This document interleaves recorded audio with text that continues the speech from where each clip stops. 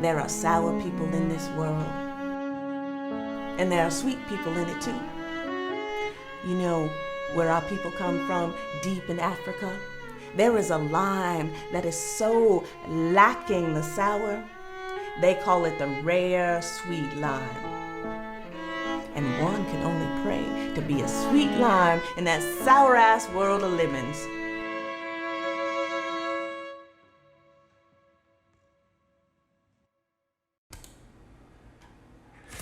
Well, hello, I am David McMichael. I'm one of the co-founders of Hyperreal Film Club here in Austin. And tonight I am here with Donta, whose amazing short film, LiME, we got to watch last week and write a review for, and we absolutely loved it. And so we wanted to invite Donta to come and talk about the film a little bit. So welcome, Donta. Thank you for having me. Thanks, Yeah. I appreciate that. Yeah, Absolutely. And thank you for watching it and reviewing it. I'm excited to talk to you guys. Beautiful. Yeah. So first thing we wanted to ask, we heard that this was your first time directing and producing a film. So What's that like? Well, also, I think honestly, writing it helped a lot. Just because the story was so close to me, I knew exactly what I wanted. That I'm gonna be straight up. Directing is a very hard job, but writing the film gave me an advantage. I was connected to the source material, and I am the source. But it was cathartic. It was rewarding. It was stressful, but exciting. I walked away. This is gonna sound so cliche, but I walked away a better person after this experience. No lie. You know, it was a learning experience, but I was able to take the skills and my experience from the acting side of the stuff that I've done to lead a crew and tell a story that I felt passionately about. And sometimes you're not going to tell stories or direct stories that you feel passionately about, but it's exciting. And taking that step was nerve-wracking initially, but I had an amazing crew and actors who learned to trust me, so they made the whole experience very easy. So it was Absolutely. great. So tell us about what in particular you're passionate about this film. Well, for anybody who hasn't seen it, please watch it and also read their amazing review. But it's loosely based on my life and experiences that I've gone through. As an actor, you don't get to control the narrative. You play, a pawn. You're a pawn in the game. But as a writer, as a director or producer, you do. You get to choose the stories that we tell. And so I'm connected to it, obviously, because it's loosely based on my life. But it's a story that I feel like represents overcoming adversity. So while you may not connect to Deshawn, who is our main, character, his slight or his experience exactly, everyone has overcome adversity in some way, shape, or form. So I felt like I was talking to a younger me. I feel proud that people of all ages have seen the film and have seen to pull something from it. And I knew that that's what our goal was when we were, going into production and when I decided to make the movie. And that's what makes me feel so connected to it. I feel like it's a piece of who I am, because it is. So Yeah.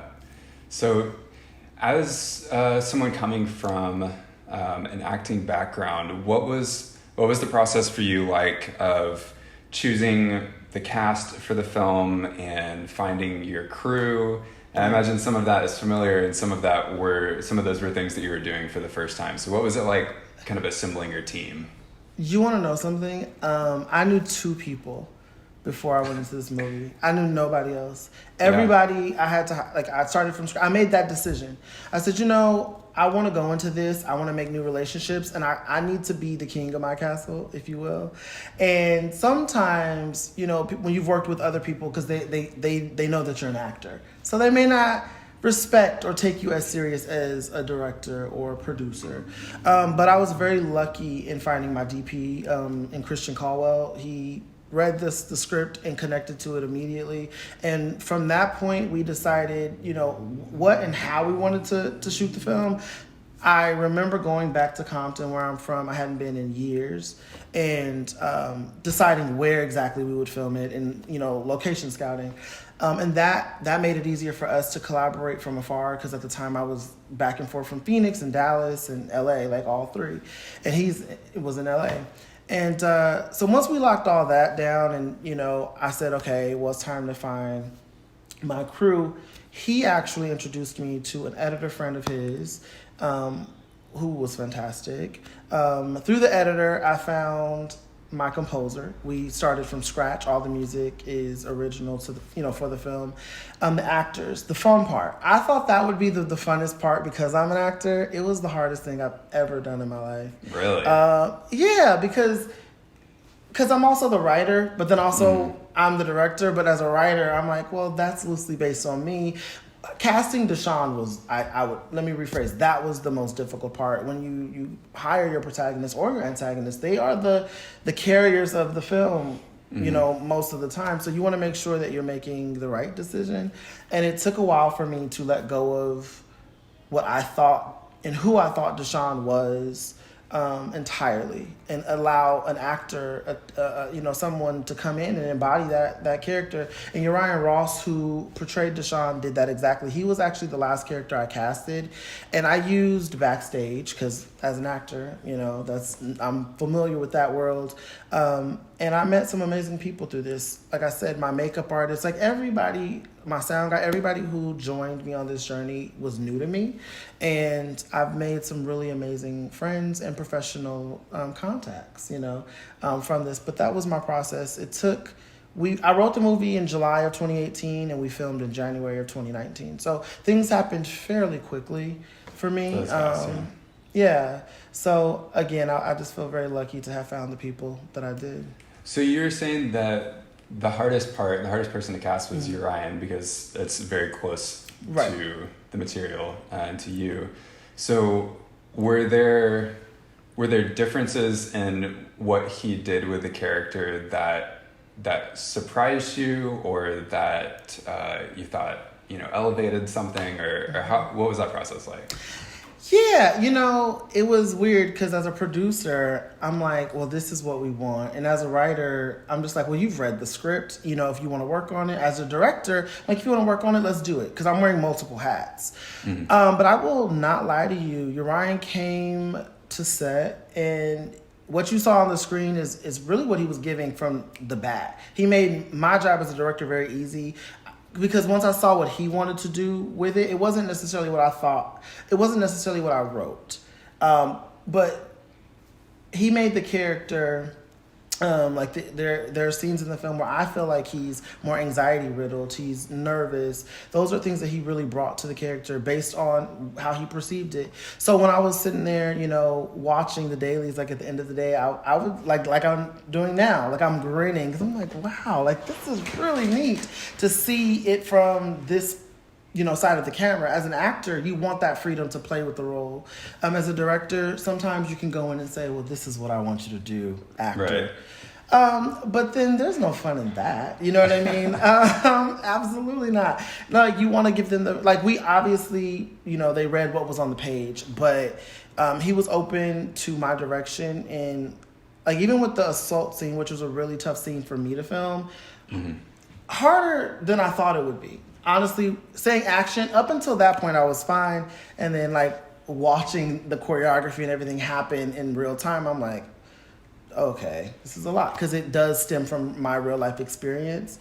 But he and everybody else threw themselves at this project. We filmed it in 2 days, so we didn't have much time to do what we did. And so, again, I'm very grateful for my actors and the people coming to work and being as excited about this as I was going into it. Absolutely. And with that, that huge range of folks that came together to make this thing happen, from your experience and for some of the folks in our audience who are filmmakers themselves, what advice can you offer, or what thoughts do you have around how to realize a project of this scope, like to fund it, to pull the things together to maintain the, persistence and cheer and everything to get it from start to finish? Oh, that's a good question. I will say, because, okay, as a writer, you write a lot. There are projects, like scripts I write, and I'm excited, about it for like 20 minutes. And I'm like, maybe. But, you know what I mean? Everything's not a winner, Let's just be frank. But you if you can't stand behind it 2 years later and really still, like, if you can't see yourself still fighting for this project to be seen, to be heard, then don't make it. Because you don't want to bankrupt yourself making a film that you aren't proud of or that you think is cool. You know what I mean? I'll be honest, LiME, I didn't reinvent the wheel. I'm talking about something that has been in cinema for some time. We talk about bullying. We talk about walking in your truth. What I thought was special about this is no one else can tell my story. And oftentimes, being Black especially, but also like being a director who's non-binary, I find that in this industry, they like to allow like one of us in. And they're like, "Ooh, we already made Moonlight, so you guys are covered for the next 100 years.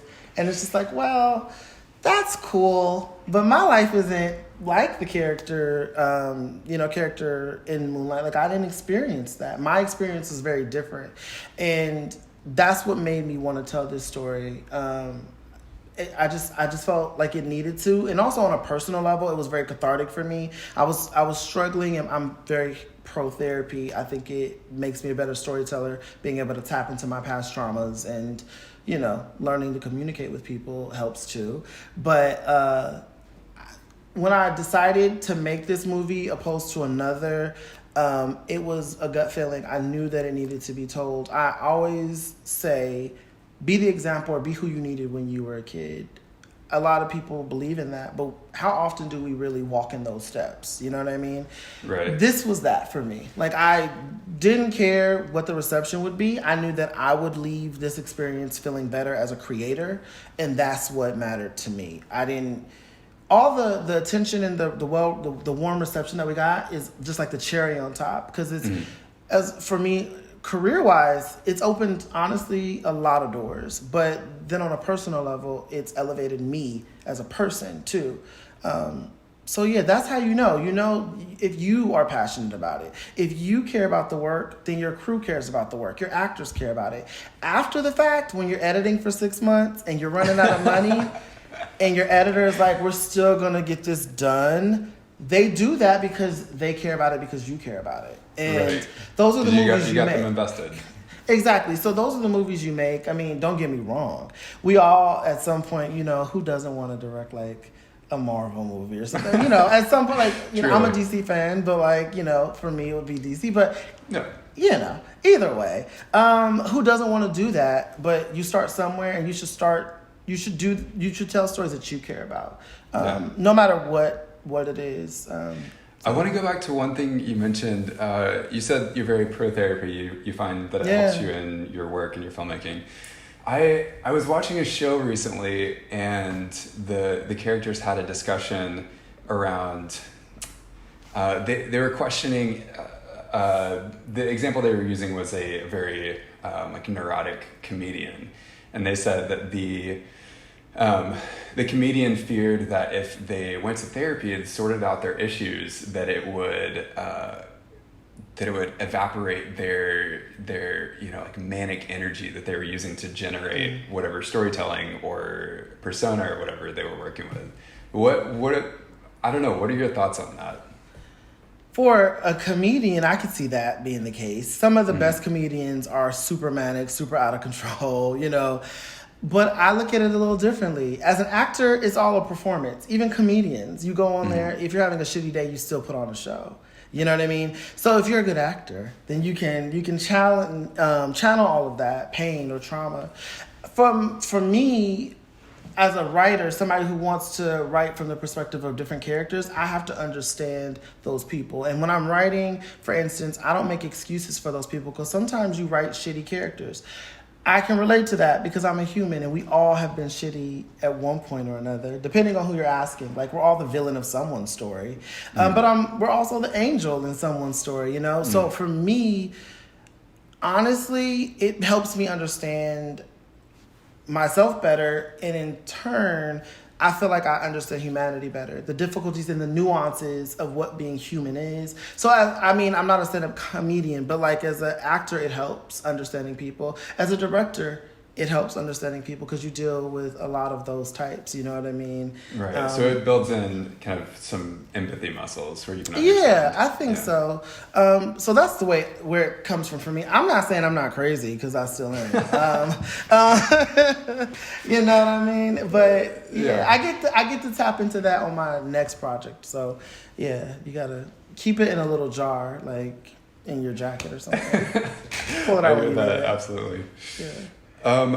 What about anything particularly noteworthy or strange or, I don't know, romantic or miraculous that happened on set while you were filming? Do you have any good set stories for us? Yeah, so, okay, I'm going to do like a quick little summary because there's a few. So I am excited for this because I feared, going back to the community in which I come from, I feared that we wouldn't be welcomed, and I didn't know how to feel about it, right?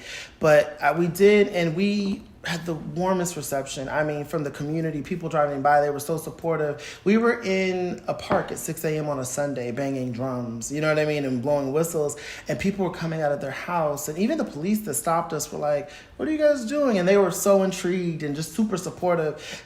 So I left the set having renewed love for the community that I come from. One that I felt, especially with this film, like it was me addressing, like me feeling like that I didn't belong. I always felt like I fought to belong to a community that I loved so much. And in this whole, time filming, the love that I always felt like I needed, I got.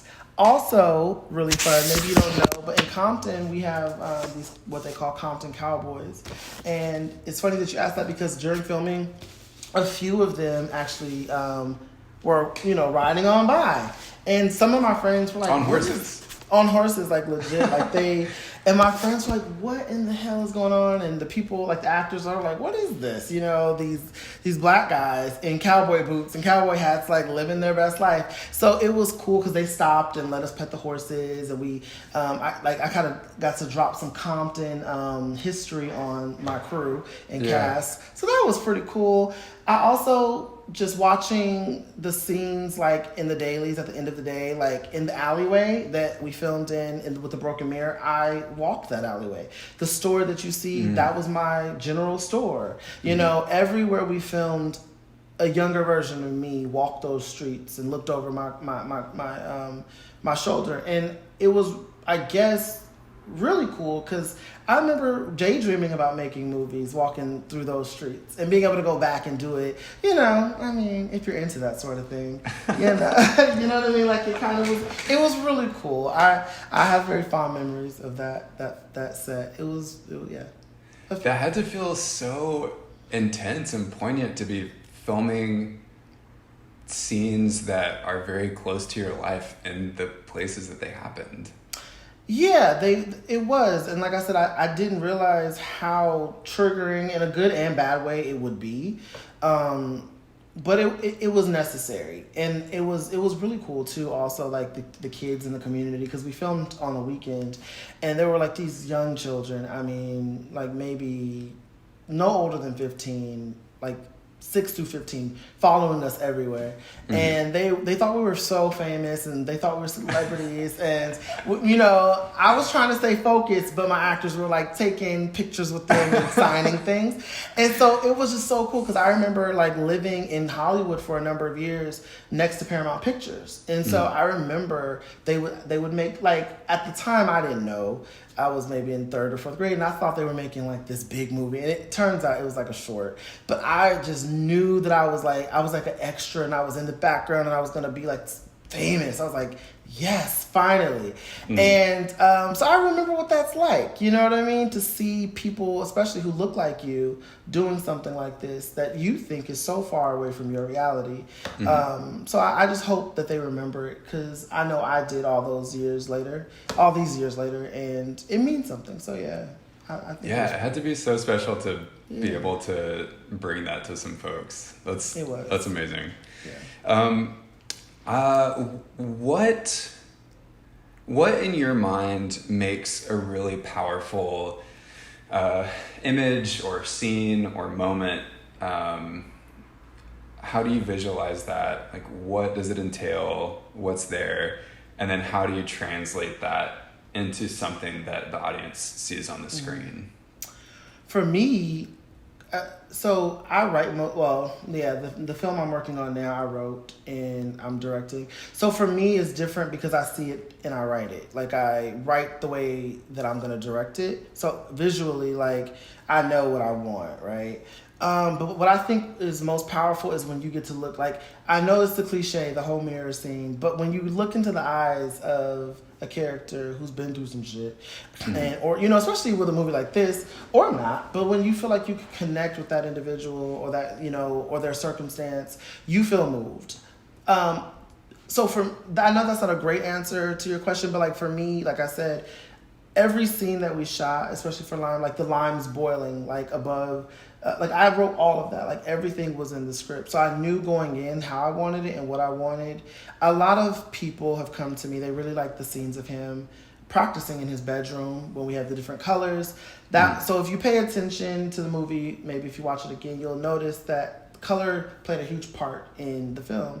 And so we have like Kelly Park, the sign is blue. His house that he lives in is yellow. The limes are green. We use pinks and purples throughout lighting because I was building the rainbow throughout the movie. So people have to watch it a few times to kind of see it. So yeah, like I think for me, like it's just like stuff like that some people caught on.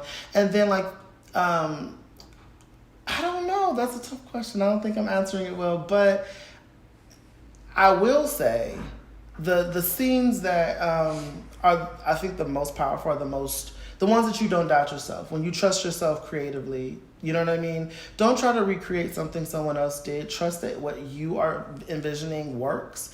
I will say sometimes in editing, you find like the shot that you thought was like the worst of the bunch works, especially if you have an amazing editor. You're like, yes, this is what we want. This is the winner. And you're like, I'm amazing, even though that's not what you set out to do. So sometimes just trusting yourself and your gut makes the best shot, honestly. How it connects to the audience can be different depending on who's watching, I guess. For sure, yeah. Well, talk to me about that scene with the mirror. That was one of the scenes in the film that stood out the most to me. And if you can, in case someone seeing this interview hasn't seen the film, if you can kind of describe the film, describe that scene, and then kind of talk through what you were thinking and how you got to that iteration of it. Okay. Yeah, I think that's another thing people actually like a lot. So when I wrote that's something that I actually used to do. Like I used to dance in the alleyway. And so when I decided to put that in the movie, I wanted the broken mirror because your review hit the nail on the head. I really liked, the way that you guys perceived it. It's not, the issue isn't within. It's in the perception, like the world, how they perceive you. And sometimes you learn to perceive yourself that way. So while he is loving his life, he's over the moon because he walked into this alleyway. He's in his drill team uniform. He's made the team. He's loving himself. And just like that, you're reminded that, this isn't acceptable, or you're not acceptable because this is how the world sees you, or this is how, you should be seen, which is why he puts on the jacket and he tries to hide, his uniform because he knows it's going to be problematic, whether it's the guys on the corner or somebody else staring or making a comment.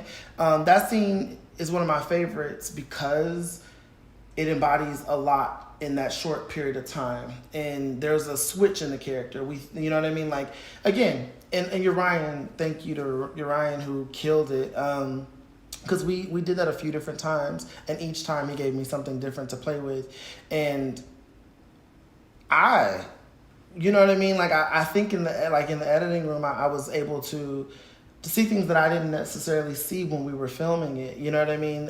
Again, he goes from 100 to literally feeling like shit about himself because, again, this is what the world tells you should feel. You're not allowed to be yourself. You're not allowed to be happy.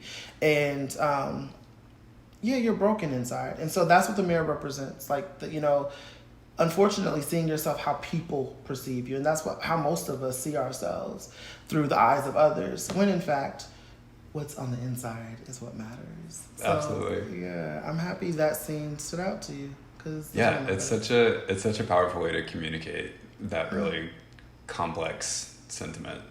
Yeah.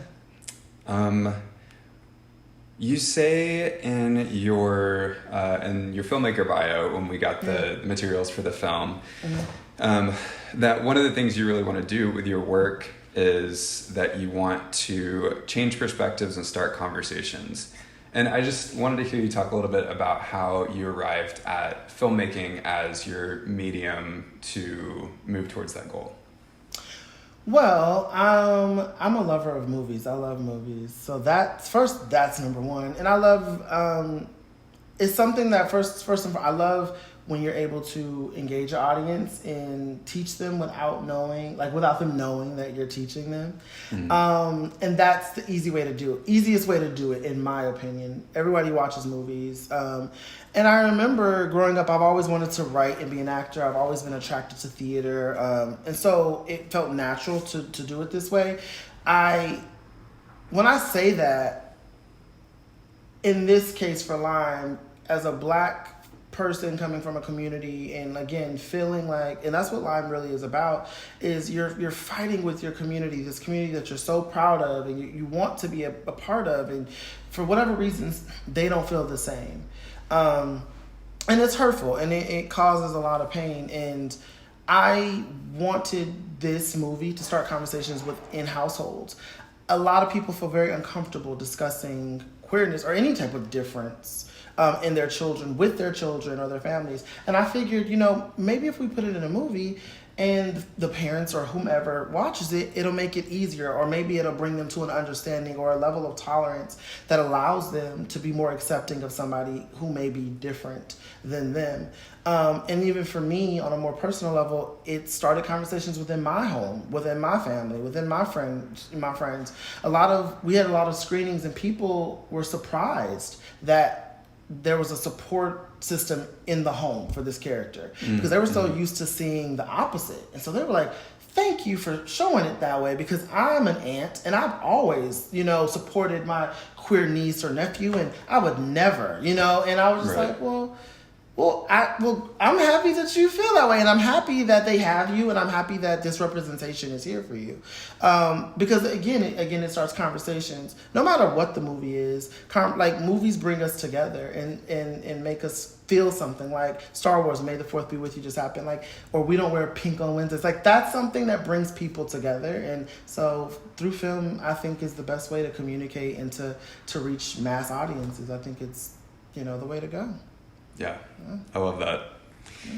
Well, last question. Well, we've got you right now. What's coming up next? You're kind of hinting towards your next project. What can you tell us about it? I'm excited because as a filmmaker, it's the first project that represents another side of me. I'm a big fan of horror. By the way, I love your blog. I read all the reviews. I'm into it. Yes. I loved Wes Craven. He was one of my favorites, and I am so sad that he passed before I got an opportunity to work with him. Yeah. Scream, look, a lot of people, when they ask what they're like, what's your favorite scary movie? And I'm like, Scream. Because when, first of all, let's talk about it. I was I don't know how old. It came out in 95, and it was a Christmas movie, and they slaughtered Drew Barrymore within 10 minutes of the movie. I was blown away by all of it. I'm like, first of all, she's a star. How dare you? And then they did the same thing to like Jada Pinkett Smith. Like, so I love that movie, and I love camp. I love anything 80s. I love the old Jason and Freddie. And so my next film is called Dooley Does Murder, and it is, I like to describe it as a campy fuckfest. And it's like my love letter to 80s horror and camp. And it's about a character named Dooley who lives in Silver Lake, California, and he is a door-to-door salesman. He sells vintage perfumes, and because that's a job. And he learns through finding himself that he has an appetite for murder, and it's gonna be fun. Yeah, he's you know, I'm a big fan of like the Urban Dictionary, so I found a way to work in necrophiliac into this, and I'm really excited. It's campy on purpose. I'm excited to show another side of myself. I'm acting in this. As well as directing. So it'll be the first time I do both at the same time. So I'm excited. Like the crew on this is amazing. So I'm excited for people to see it. Well, that sounds absolutely amazing, and we can't wait to see it. Donta, I just want to thank you again so much for your incredible film and for joining us for this interview. And yeah, thanks again. Thank you.